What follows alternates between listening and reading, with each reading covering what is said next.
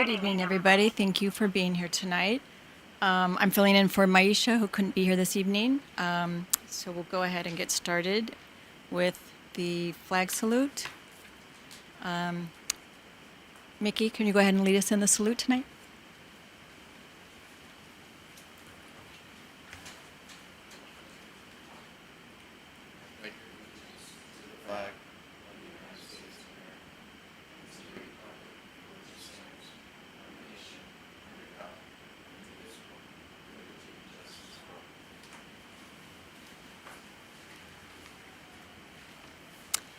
And we'll do roll call with Mr. Chad Thompson. Chair Maisha Gamino, Vice Chair Lori Durbin, Here? Board Member Ashley Ramsey, Here. Board Member Ara Masurlian, Here. Board Member Mickey DiPaolo. Here. Note the absence of Chair Maisha Gamino. Okay, we'll move on to announcements. I'd like to introduce Miss Megan Wilkie. Hello, good evening, Vice Chair Lori Durbin and members of the board. Thank you, everyone, for joining us this evening. My name is Megan Wilkie. I'm an Administrative Analyst 2 for the department, and tonight I have the pleasure of sharing the department program announcements and updates. Please begin the slide. Join us for our next story time at Stow Canyon Nature Center. Story Owl Hour is perfect for ages 2 to 5 interested in nature-related topics. Participants will enjoy a staff-led story and can check out books at the end of story time. Spaces are limited, so register today at burbankparks.com. I'll bet it'll be a hoot. The City of Burbank, in collaboration with RJM Design Group, is conducting a City Parks Master Plan. The master plan will guide parks and recreation development now and in the future. If you are interested in getting involved and providing your feedback, visit burbankca.gov/City Parks Master Plan. Step into the world of adaptive sports at the 2024 Adaptive Sports Expo. This dynamic expo is taking place at McCambridge Park on Saturday, February 17th. Participating sports include adaptive chair yoga, adaptive swimming, beep baseball, and much more. To learn more about the featured sports and to register, visit burbankca.gov/BASE. Our latest gallery, Rock, Paper, Scissors Art, features the work of artists from the California Creative Arts Organization. Members represent a diverse collection of 2D and 3D artists who work in various mediums. Admission is free and available Monday to Thursday, 9 a.m. to 9 p.m., Friday from 9 a.m. to 7 p.m., or Saturday from 9 a.m. to 1 p.m. at the Betsy Lukey Creative Arts Center. Moonlight hikes are back. Join us for the next staff-led hike up to the view. Hike times vary based on sunset times. Visit burbankparks.com to register today. Calling all artists. The City of Burbank is currently searching for talented individuals to participate in a special project that will be showcased at Johnny Carson Park. This is a great opportunity for artists to showcase their skills and creativity. If you are interested in learning more about this exciting opportunity, please visit burbankca.gov/call for artist. The Burbank Parks and Recreation Department welcomes residents, friends, and family to the annual LA Kings Night. Purchase tickets online at burbankparks.com while supplies last. Seeking volunteers for the next Burbank Dig Day. Help us keep our parks beautiful and thriving. Our next available volunteer date is on Saturday, February 3rd from 8 a.m. to 10 a.m. Visit burbankca.gov/Dig Burbank to sign up today or to find out more about the DIG program. Hikes for Tykes are back. Bring your little ones ages 2.5 to 5 and enjoy a morning hike through the Verdugo Mountains. This nature-themed morning hike includes a fun craft and activity. Registration is open, but don't wait because spots do fill up quick. To learn more about this event or any other events at Stow Canyon Nature Center, please visit burbankca.gov/Nature Center. Parks and Recreation Department is excited to announce several active employment opportunities. We are looking for talented individuals to join our dynamic team. The application period is now open for the following positions: Recreation Services Manager, Tree Trimmer, Groundskeeper, Groundskeeper Helper, Lifeguard Instructor, Lifeguard, Facility Attendant, Work Trainee. Please see detailed job descriptions by visiting burbankca.gov/jobs and submit your application today. Our Burbank 311 app has expanded its capabilities to include Burbank Animal Shelter service requests. This free app makes it easier than ever to report wildlife sightings, submit pet noise complaints, report a lost or found pets, and more. Available to download on the Apple App Store and Google Play stores, or online at 311.burbankca.gov. Stay informed about the latest Parks and Recreation updates by staying connected with us on Facebook and Instagram. Thank you, and this concludes my announcements. Thank you, Megan. Are there any presentations? Okay. So for the Department Director Report, Ms. Marissa Garcia. Good evening, Vice Chair Durbin. I do not have any updates. Okay. Public comment. It's time for public comment. So let me read this. Now is the time for the general public comment. For members of the public who are here in person and wish to speak, please present a completed yellow general public comment card to the recording secretary. Any person speaking during general public comment may address the board on any matter related to the Parks and Recreation Board. Comments are limited to 3 minutes per person. In order to promote fairness, please stay within your maximum allotted time of 3 minutes. A timer is available on the podium to help the speaker keep track of how much time is left. Please state your name for the record. I also encourage you to call in during general public comment period at 818-238-3335. Callers will be placed in a queue until all in-person comments have been received. For callers, please remember to lower the volume on your TV or computer and take your phone off speaker when you deliver your public comment. At this time, we will begin with in-person comments. The first speaker card I have is... There's no public comment. Thank you. In-person public comment. And then, Megan, do we have any online callers? We have no phone comments. Okay, so seeing no other speakers, we will close the public comment period.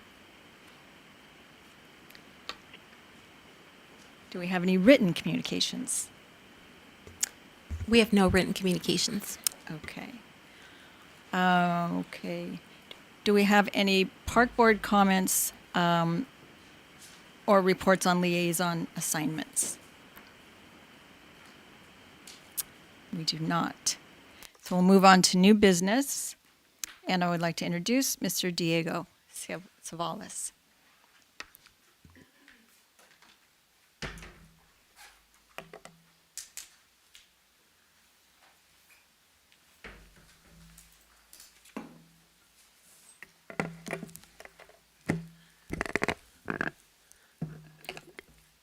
Good evening, Vice Chair Durbin, members of the board. My name is Diego Ceballos, Assistant Director, Parks, Recreation, and Community Services. It is my pleasure this evening to introduce Zachary Muting, Principal at RJM Design Group, who will be introducing the City Parks Master Plan Framework. But before he comes up, I'd like to give a little bit of background. In 2021, the department began a successful professional working relationship and partnership with RJM Design Group for the development of the George Isay Park Master Plan. RJM completed a 12-month community engagement for the George Isay Master Plan. In October 11th, 2022, RJM presented a full council report where the George Isay Park Master Plan was adopted. Currently, we are in, RJM Design Group is completing Phase 2 of the George Isaiah Park Master Plan, which includes a strategic implementation of the plan, an aerial topographic survey, a field study, feasibility studies, and recommendations for park improvements. As part of the department's strategic plan, we continue to be committed to offering clean, valuable, safe parks and facilities and engaging programs. To that end, the department has initiated a park master plan that will assess all city park facilities, amenities, and programs. It is my pleasure to invite Zachary Muting to provide a general framework for the park master plan and the corresponding timelines, the principal objectives, and more importantly, how our residents can become involved. Zachary? Thank you very much.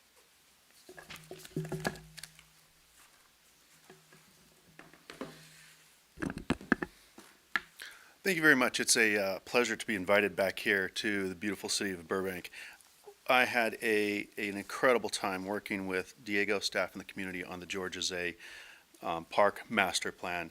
And through that process, we heard a lot of information from the community, information that they wanted in George Isaiah Park, but also in the broader community. So to be back here tonight talking about a Parks and Recreation Master Plan on a citywide scale, it's a natural evolution to go back to the community and continue to say, we've heard you and we're listening, and the city is going to look at all the information that we've collected, not just through this process, but also in past processes. So that way we make sure we collect as much of the information as possible as we go forward. I'd like to show a brief presentation just to kind of set the tone. What is a Park and Recreation Master Plan? What does it look like? How will we accomplish these goals and objectives? And how people can get involved here in the future.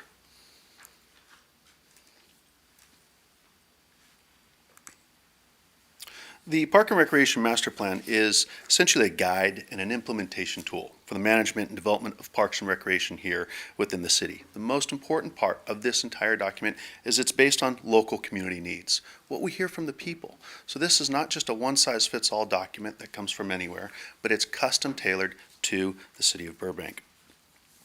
Our recommendations will be developed directly from those local community needs. So the recommendations are specific to the Burbank community based on what we hear.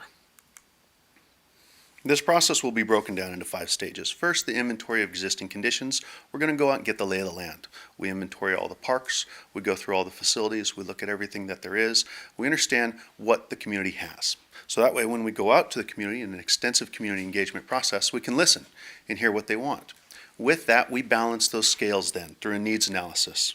And then from there, we determine the gaps, develop recommendations, and then ultimately, how do we implement it with funding sources to go with those recommendations? The process is broken up over a period of 10 months. You can see here, we're getting close to the middle here in January. We've just come out of the new year, starting January, hitting the ground running. We've completed some of the steps already as the demographic assessment, some inventory of the facilities. We've launched the multimodal survey, as well as the project website are all live. From here, we're going to spring into a really strong outreach to the community. We're going to have live workshops, online surveys, video presentations. We're going to allow everybody to participate, whether it's in person, online, or through a survey, or at any point in time that they choose to through the website. And I'll share some of that information as we go along here. At the end of that process, as we get closer over to the right-hand side of the page, we'll start to collect the information, prepare our reports, and come back and provide presentations. However, along the way, you can follow along on the website. I'll share that address here in just a minute of what's happening, how to get involved, or just have your voice heard. As I mentioned, some of those existing information, things that we'll go back through, are not just the existing parks and facilities, but what has been written. What are the existing documents? What has been written before, such as the land use, the general plan, the open space and conservation element, the George Isaiah Park Master Plan, making sure we're in line with everything that's been done before, as well as any community input that might have been given during some previous processes. When we go through the inventory of parks, you can see here, we'll look at 24 parks, 2 regional parks, 17 recreational facilities. We'll also go through a mapping analysis. You'll notice as we go through this, I do a lot of geographic mapping. It's not just enough to know what the community wants, but we want to know where and where it might exist that you programs or facilities you might already have. What might we need to do to meet the community need in some of these areas? So we'll look at where the parks are and where the people are. We also look at those programming elements. We'll go through an extensive element and look at the existing programs that are offered to the community. We'll look at the participation rates of those programs and what we can do to continue to provide excellent programs to the community. One of the things we do early on in the process, as I mentioned earlier, is we'll look at the demographics.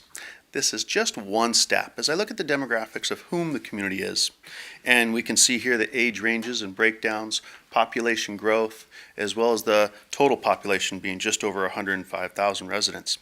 We look at this as how might those different age groups or generations impact the programming? What programs might be appropriate for different generations or different age groups?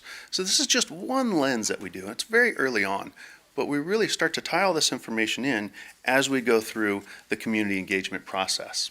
Through stakeholder interviews, one-on-one meetings, statistically valid multimodal surveys across the entire community, the workshops online and in person, as well as a project website. We'll hear what the community wants, and we'll tie all of that information back to the demographics as well as to the mapping analysis, so we can identify where we heard, what information, from what parts of the community, and then share that back in a report to provide a roadmap for the future of what the community is looking for.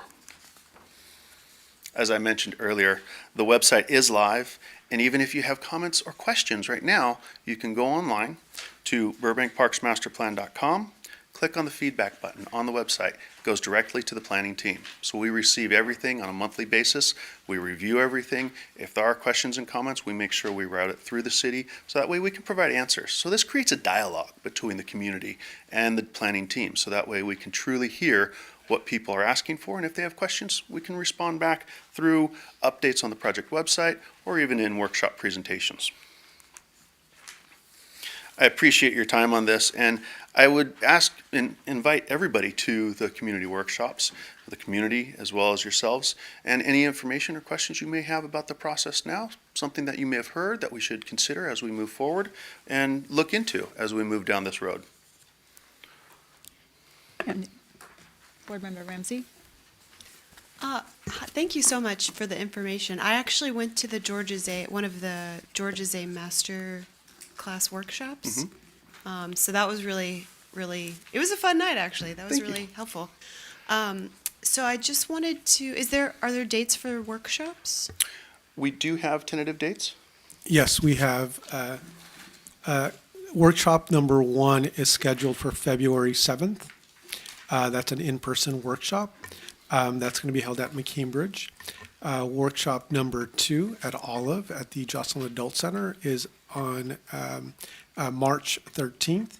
And our third in-person workshop is going to be on April 10th at the Mary Alvord Recreation Center.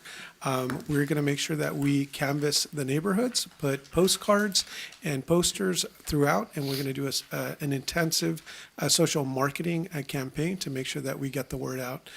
We will have a pre-registration piece to ensure that we're monitoring attendance for those workshops, and we'll have a couple of pop-up events where we will be at to make sure that the word gets out.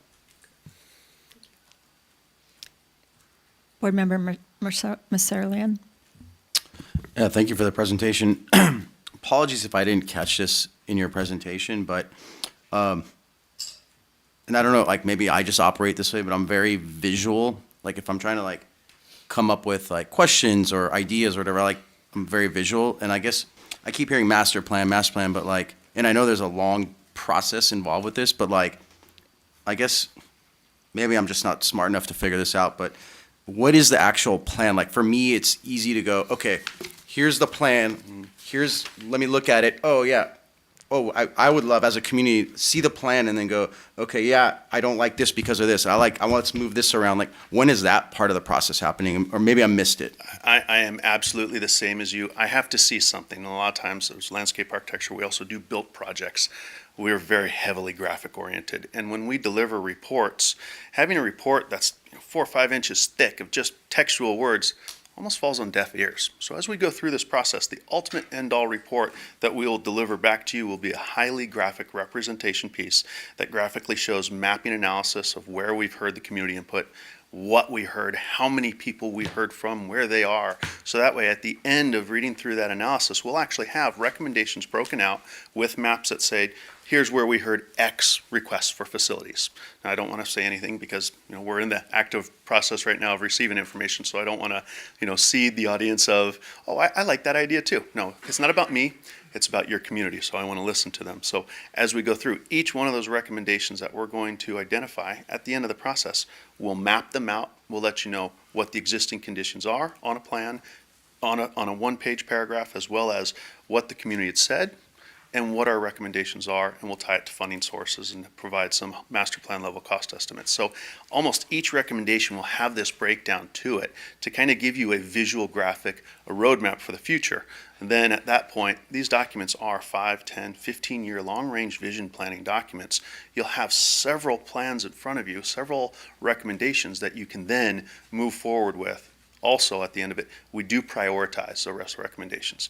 Now, let me clarify, we prioritize.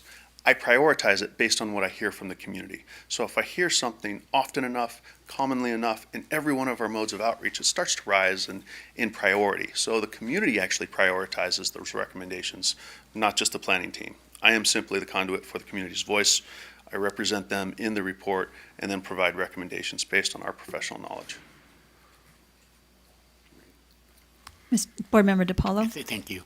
So let's say that you get feedback from the community and staff, and let's say at Isay Park, the ball fields are taking, would that be one of the first things that you would do as far as, implementing the construction of it, according to priorities, or would it be according to, feasibility, the best place to start and work? What I'm, I don't know what I'm trying to say here, but is the community being listened to as far as you get more response on the softball thing? Would that be one of the first things you would, start construction or I think I understand what you're saying there is based on those priorities. Say if softball was the highest priority that came up, or baseball, the fields at Isay, if they were the highest priority, I always say, and this is what I tell my kids too, is it comes down to money. Is if we have the check to write, we can accomplish anything. Sometimes some of those bigger vision elements that the community may want might take some long-range planning and some funding mechanisms, some grant opportunities, but we need to know what those visions are in order to plan for them. So just like I tell my kids, if we want to have a vacation, we'll plan for it, we'll save up for it, and then we can execute it. Now, we list all of the things that we hear, and there's a lot of recommendations. So even some of the other priorities, as funding becomes available, you'll be able to maneuver. It won't just be a one-step process, then you move on to the next one. You'll have the versatility to see what the community is looking for, what are the highest priorities, and how can we achieve those. So you might be able to execute some of the other priorities before, say, the largest one that the community is asking for. Thank you. Fantastic. Thank you so much. We appreciate that. Thank you. So we'll move on to bring back Mr. Diego Ceballos to talk about the Burbank Tennis Center report.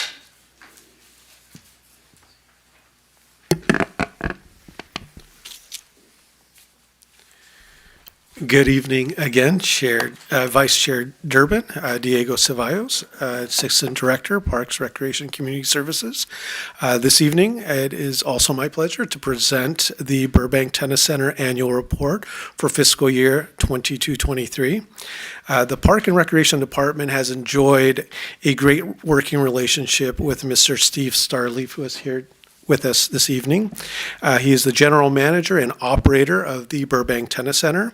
Mr. Starleaf has operated the Burbank Tennis Center since it has opened in 1997. On October 14th, the City Council approved a 5-year Tennis Center operating agreement with Mr. Starleaf to oversee the management of the tennis center. This agreement includes 3 5-year renewal options. In 2019, the agreement underwent its first 3-year extension. Mr. Starleaf continues to deliver exceptional service and is a true community partner. He is currently in compliance with all the terms of his agreement and is consistently provided a wide variety of group, individual lessons, clinics, youth and adult leagues, tournaments, special events, and has as well as a merchandise and concessionaire services to the community. I would like to invite Mr. Starleaf up to provide a quick overview of the Burbank Tennis Center operation for this time period.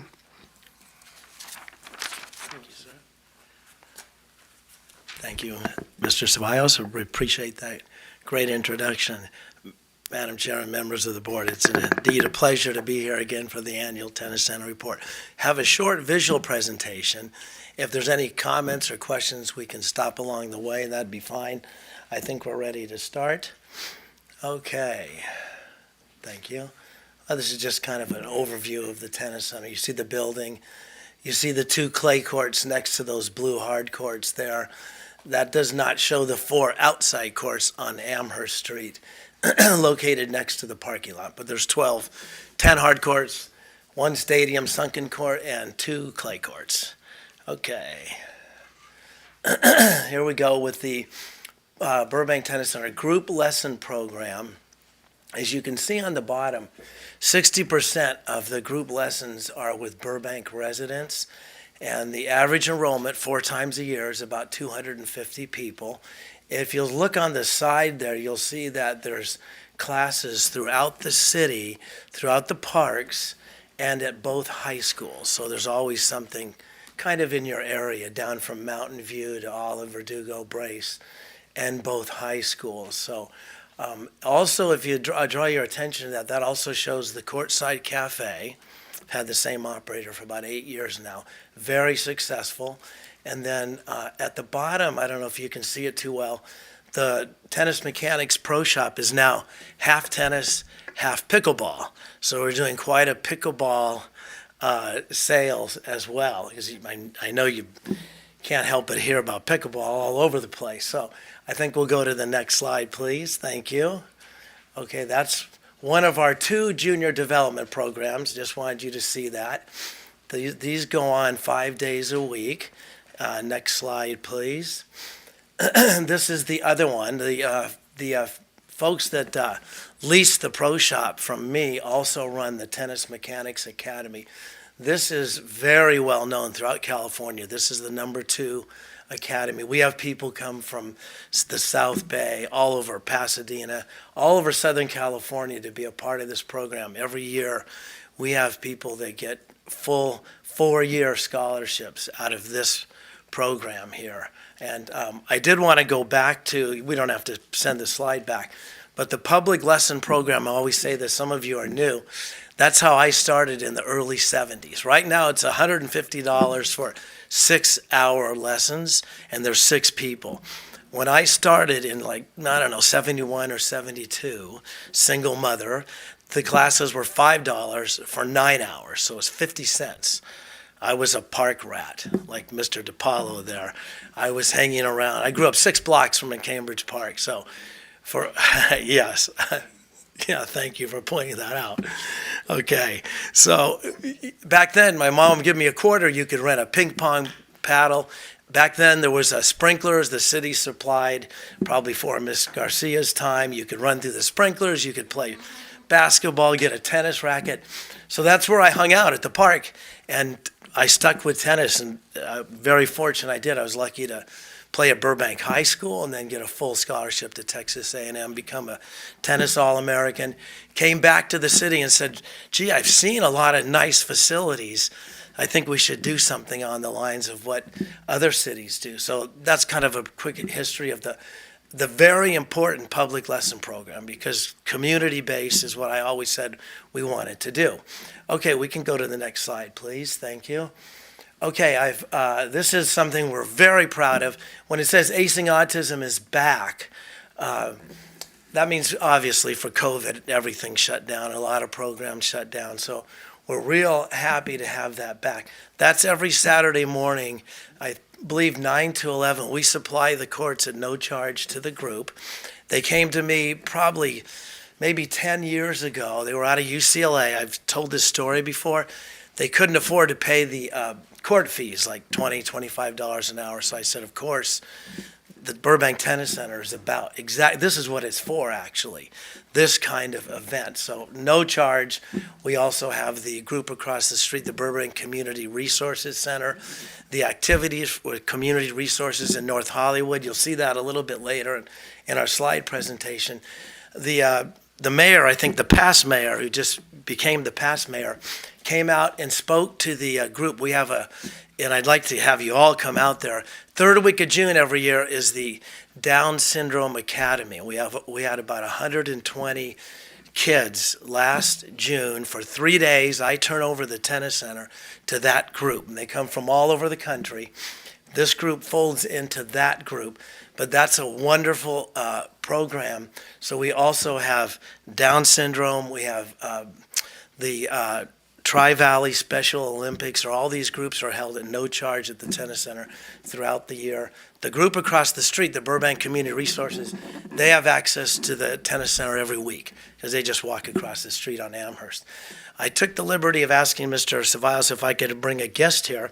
I'd like to introduce Miss Brooke Fennell, if you could come up, please. She's fantastic, runs the Autistic Acing Autism program. She does a great job, very enthusiastic, and the program's growing, and she's going to give a quick overview. Brooke, thank you. Thank you, Steve. And thank you, Burbank City Council, for having me today. My name is Brooke Fennell, and I am a program director with Acing Autism. I just do this for fun. I work in the entertainment industry as a director's assistant, so everything is volunteer-based. I program direct alongside a behavior analyst named Trey Mihal. At Acing Autism, we help kids with autism get physical exercise, get to know each other, improve their social skills, and most importantly, just have fun. We truly couldn't do this without the support of the City of Burbank, the Parks and Recreation Department, Steve Starleaf, and the Burbank Tennis Center. Each year, Steve Starleaf donates over 100 hours of court time to our specific program, which makes it possible. In addition, the LA 84 grant totally funds all the registration, so all these kids get to walk out with tennis rackets and free lessons, which is amazing. In 2023, our clinic grew by over 50%, allowing more than 50 kids to come out each Saturday and hit and get to learn tennis. We have volunteers of all different tennis levels working with these kids. Hopefully, we hope to have a one-on-one pairing with each student so they can get the individual attention that they need. It's so rewarding to see these kids each week because they get to become friends with each other, and ultimately their confidence grows because of it. So because of you, kids with autism have a safe place to learn tennis, and we couldn't do it without you. So every Saturday, we're there from 9 a.m. to 12 p.m. on center court, thanks to Steve. And we're always looking for more volunteers, but that's just a little bit of what we do at Acing Autism and bettering the lives of students and kids. I think we have about 50 kids, and it's ages 5 to 18 is our program. So, thank you.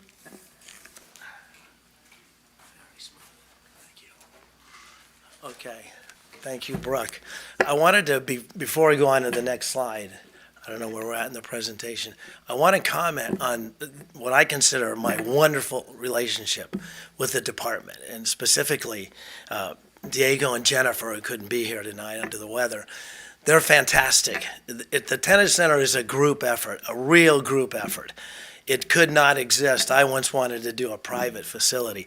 That would never happen without the city. And we have two great guys that always come out, Jason and Luis. I told them I'm going to mention their names tonight. The lights go out, the plumbing, the air conditioning. Marissa's department is all over it. We deliver a first class because we have people come from all over, and they think, is this a private facility? Do I have to be a member to get? I go, this is a public facility. Just, it's beautiful. They let me have a hand in designing it. The city of Glendale, the mayor came over. They're redoing, they're master planning Fremont Park, and they're redoing their tennis facilities. Oh, I've heard all about this tennis center. I said, what makes it so special? I said, well, look at this stadium court. We've had 7 pro tournaments here. We've had Andre Agassi here, Michael Chang, John McEnroe, all these famous people, because the city put in 275 seats. So we have a stadium show court. We have clay courts. Most of the world, what I found out, unfortunately, do not play on cement tennis courts, which I grew up on. So once you get out in the big wide world, most of Latin America and Asia and everything play on what's called clay courts. We have 2 clay courts. Love to have you come out there. A lot easier on the legs, softer on the body. You slide into the shot. It's not stopping. And a hard court pretty much wears out your cartilage. 2 knee surgeries right here. So we have such a variety. And as the mayor of Glendale walked around, he said, we're not doing that. We're not doing that. I go, look how wide the walkways are, the sight lines. It's beautiful. You can really see. It doesn't look like a minimum security prison. And he goes, that's what we're doing. So I said, well, that's going to be a nice city facility. He goes, that's what we're going to do. But it's really the showcase facility in Southern California. It's so beautiful, and I wanted to mention my great relationship because they're all over it. And I want to thank Ms. Garcia for being all over it as well.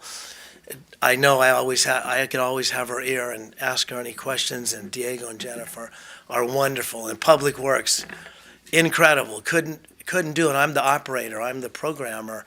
Couldn't do it without the infrastructure, the air conditioning, the plumbing, just almost on a daily basis. The lights are going.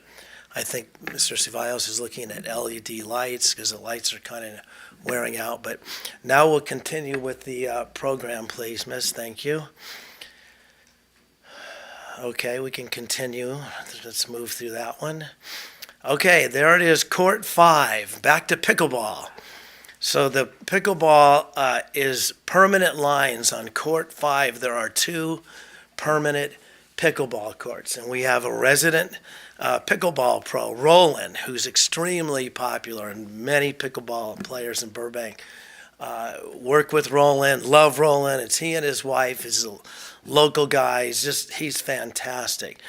And at this point, I want to also kind of segue here and say, I want to compliment the staff because, all over the country, there's fighting between pickleball and tennis. They're trying to, they look around, tennis court. There's an empty tennis court. Let's put up 4 pickleball courts. Not quite that easy.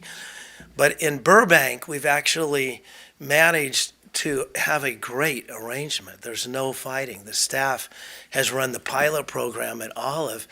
I'm supportive of more, if not complete, time at Olive for pickleballers. They need a place to play, as in 8 permanent pickleball courts. And I'm the city tennis guy, and I'm saying I see the demand, and they've done a great job of finding out who plays tennis there, who wants more pickleball. We had a pickleball tournament. I don't know, maybe the next slide there. Thank you. We can back up. We had 100 people. The staff suggested that we have a pickleball tournament. So here's the problem. Here's the rub. We put in temporary lines, which are tape lines, so there's adhesive there when you pull them up.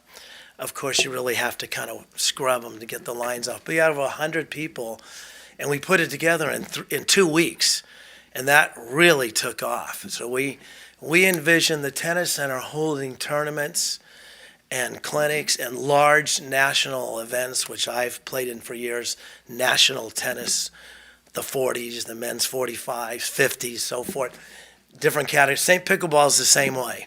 They have national tournaments. There's 2 different organizations that run it, just like tennis has 2 different organizations.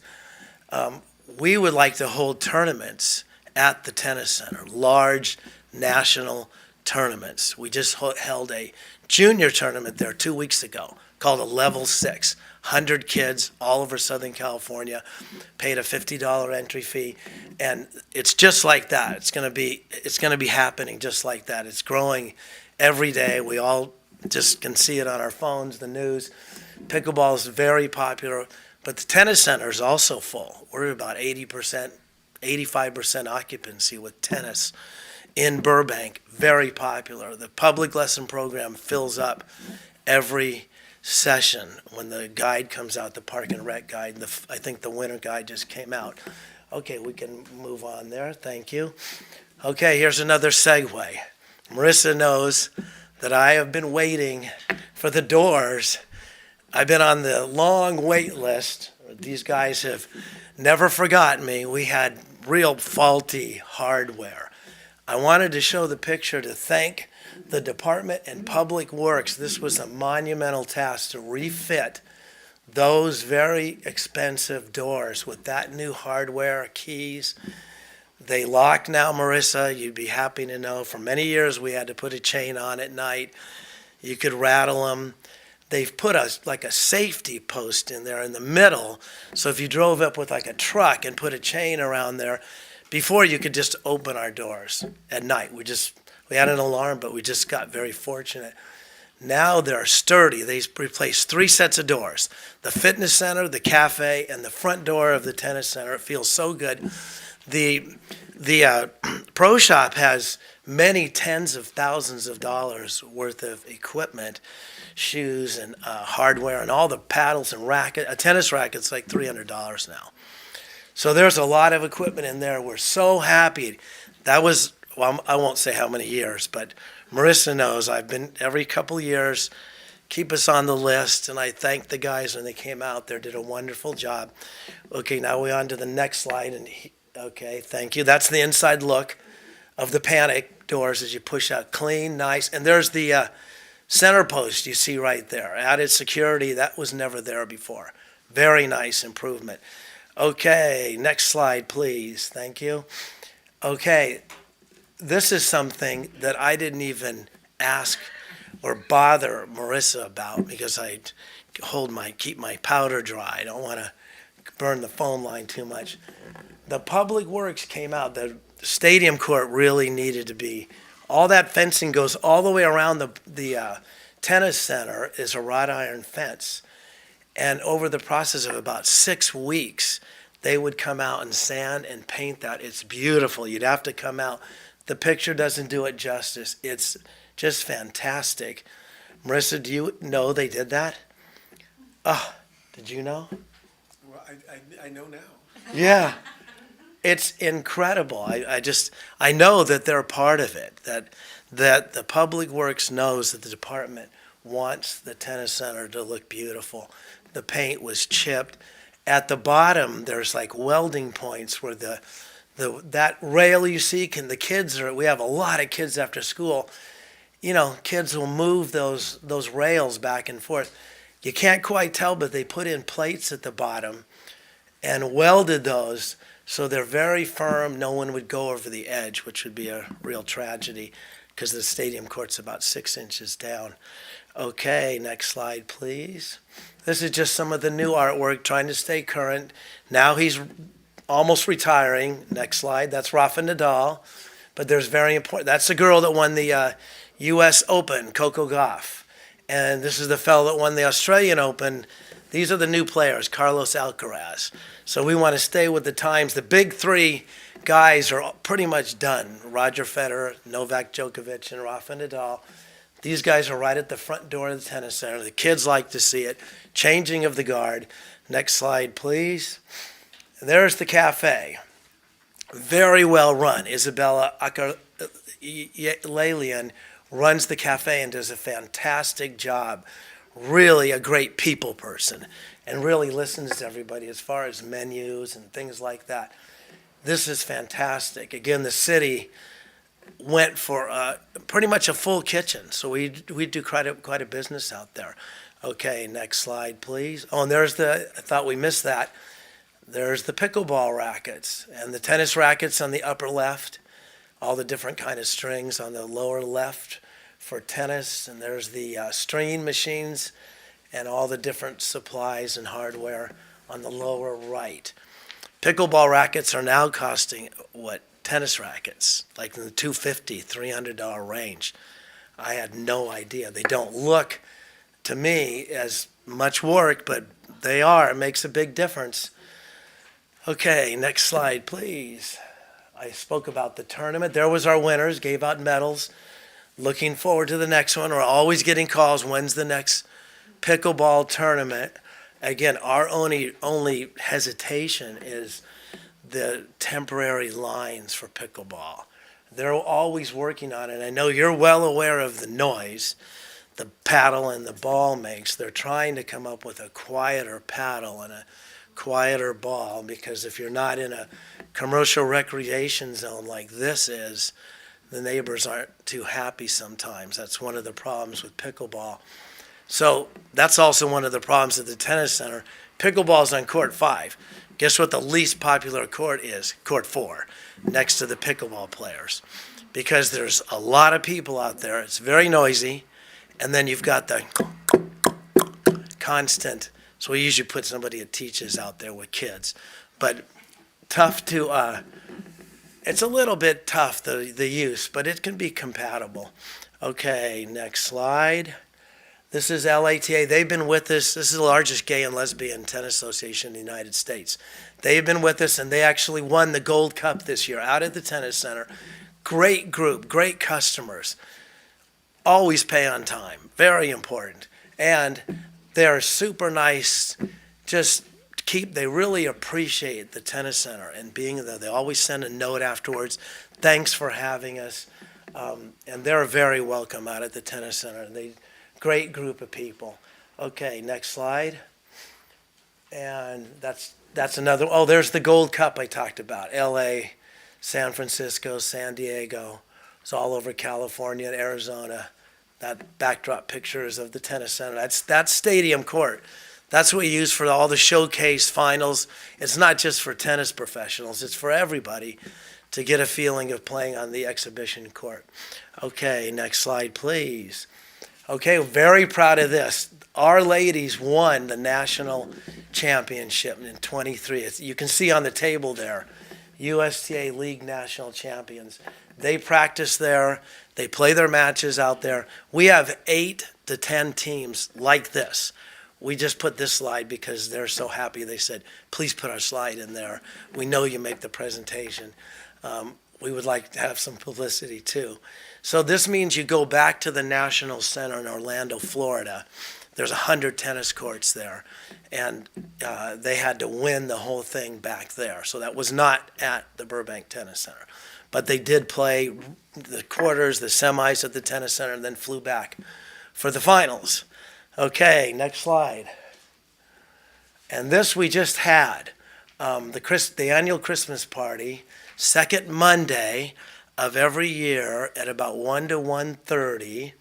And that's where all the special population groups kind of fall in. We had 52 kids this year out at the Christmas party. So we collect gifts from the patrons of the tennis center, $20 to $25 gift. And then the directors come out in the morning and they mark which gift would be good for which person. And then we hire Santa there, Lou. He's been out for about 15 years. And then there's a fella on the bottom right, that's Bill Green. He's the Grinch every year, and that's his fiancée. She's the assistant Grinch and present giver outer. And they love what they do. Now, Bill Green, I've mentioned this before, has a huge business in Burbank. He's the #1 seller of all types of ball machines in the world. It's on Winona in Burbank. It's a gigantic, like 50,000 square foot facility. He is a great guy. It's not only ball machines. We have all his ball machines. He's got pickleball machines, volleyball, baseball, basketball, anything that has a ball. He has a machine that throws it. And he has a group. His daughter was part of it, deaf and executive functioning. And he started it with another fellow with a Down syndrome son that put together this was our 20th year to have the Down Syndrome Academy at the tennis center. He and his partner put that on. I just turn over the courts. And then a very important point here also is there's a ladies tennis club out at McCambridge Park. Years ago, we worked a deal. They would get to play at no charge as long as they worked the events. So we have this event. We have the large Down syndrome event for 3 days. And we have other events throughout the year. If Miss Fennell needed anybody, if it grows, I just need to call the president of the ladies tennis club, McCambridge Park. Now it's their daughters playing, and they would volunteer to help her because they're wonderful. And they came out. You can't really see there, but we took a group photo, and I want to really acknowledge them because they do a great job. We try to make it really special for these kids, and they play on stadium court and put on an exhibition. Again, that's the use of stadium court, not elite tennis professionals who are obnoxious and hard to work with. Because I had 7 pro tournaments and I got tired of working with them. Would rather work with these people or with her and really make a difference in people's lives. And they think they're Roger Federer. They're happy. Okay, we can go to the next slide. That was the holiday party. You can keep it there for a second. It's every Monday, second Monday from 1 to 4.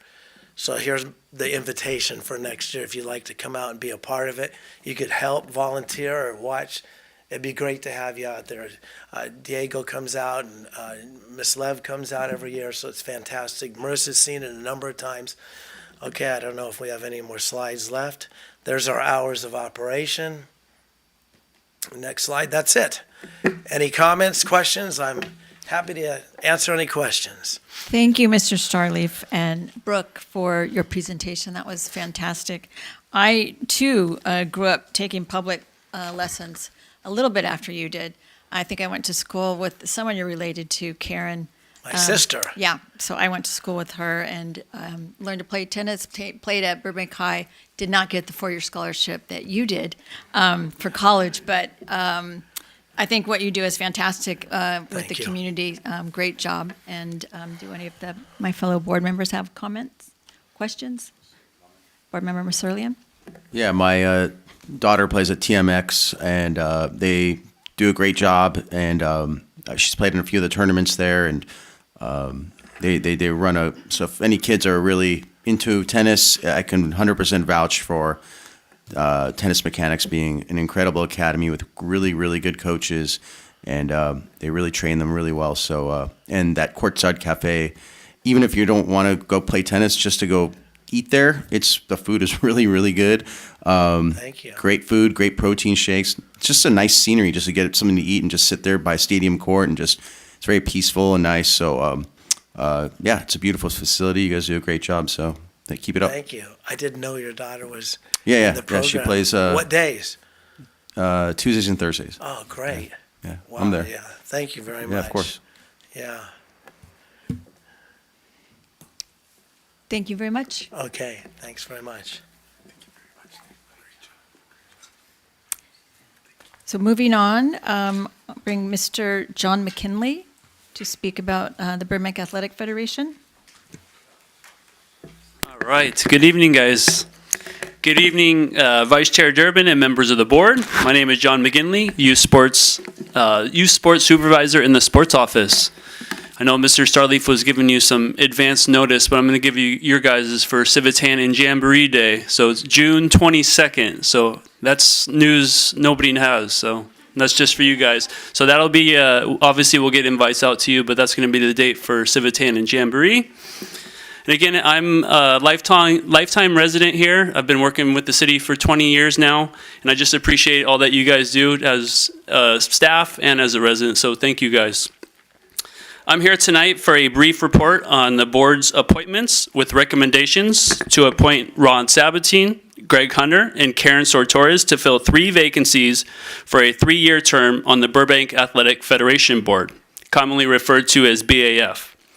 The BAF is an example of the many positives of our programs bring to this community. With their extensive background in recreation, their feedback and questions have enhanced all of our programming. During monthly meetings, staff and board members can troubleshoot issues, create and enhance programming, and implement change. Just recently, the board updated our adult basketball technical foul protocols, and word from players and officials has been positive. Tonight, we recommend appointing 3 individuals that have accounted for nearly 50 years of service time combined. They've coached multiple teams, helped at special events, and provided countless support for this department. Not to mention, they are all members of our City of Burbank Walk of Fame. The BAF Board of Directors is composed of 7 sports and civic-minded members interested in carrying out the missions and objectives of the BAF Constitution, bylaws, and regulations. Each BAF board member is appointed for a 3-year term, serving without compensation. The Parks and Recreation Board is also represented on the BAF board as a non-voting liaison. Since January 2010, appointments to the BAF Board of Directors have been made by this board. Currently, there are 3 BAF board vacancies for a term of 3 years beginning January 2024. The 30-day advertising period for these vacancies began on October 6, 2023. The vacancies were advertised on the city's website, social media, and ad in the Burbank Leader, to the BAF membership, and the Burbank Parks and Recreation newsletter, which has over 8,000 recipients. The interview committee, comprised of 2 Park and Rec board members, 3 BAF board members, and Recreation Service Manager Jennifer Love, interviewed the candidates to make the recommendations this evening before you. Before I conclude, I want to say a special thank you to Lori Durbin and Mickey DiPaolo for helping for taking the time to serve on the interview committee. That concludes my brief presentation, and I'd be happy to answer any questions, but thank you guys for the time. Thank you.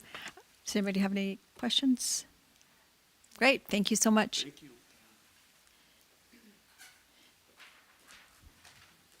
Do we need to have discussion and approve that?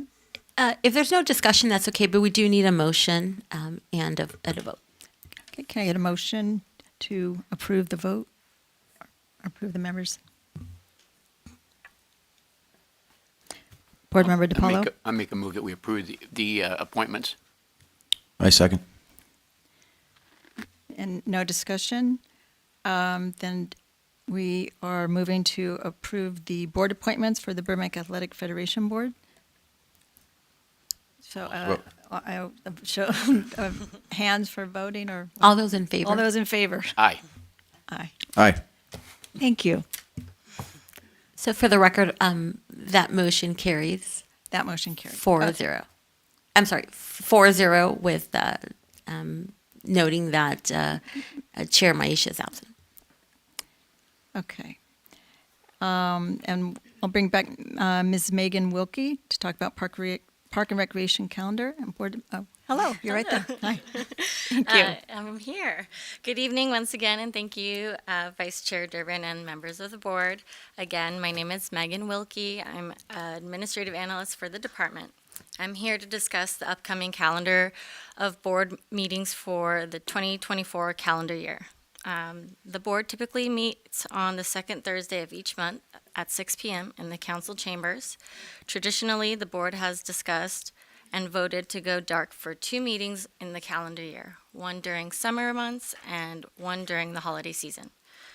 Throughout the year, both city council and various boards and commissions often go dark for several reasons. This may occur during summer months or holiday seasons, allowing board members and staff the opportunity to focus on other projects, spend time with their families, or take a vacation. Notably, public participation in meetings can be impacted around the holidays. In prior years, the board has opted for dark meetings in July and December. If the board chooses to continue this practice, it won't impact staff's ability to conduct essential business. Staff would have adequate time to appropriately calendar items for board consideration. As previously stated, the board usually observes 2 dark meetings. Staff believes it would be appropriate to determine these dates in order to plan for the agenda forecast. Should the board decide to have any dark meetings, staff recommends July and December. If any time-sensitive matter arises, staff can schedule a special meeting. I've concluded my report, and I'm available to address any questions the board may have. Thank you. Thank you so much. Are there any questions? No? Do we need to also, okay. So if there's any discussion, if the board is supportive of staff's recommendation, but certainly we would want a motion to Great. either support staff's recommendation or I motion we support the staff's recommendation, as we've done for the last few years of July and December as dark months, unless the board feels otherwise, but I motion to Second. put that. Okay. All those in favor? Aye. Aye. Aye. So passes 4-0 with Maisha abstaining or absent. Am I reading this consent calendar?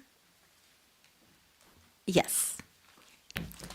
Regarding the consent calendar, all matters listed under the consent calendar are considered routine by department staff and may be enacted on by the board by one motion. There will be no separate discussion of these items unless before the board votes on the motion to approve the recommendations, board members, staff, or public request specific items to be removed from the consent calendar for separate action. Removed consent items will be discussed separately.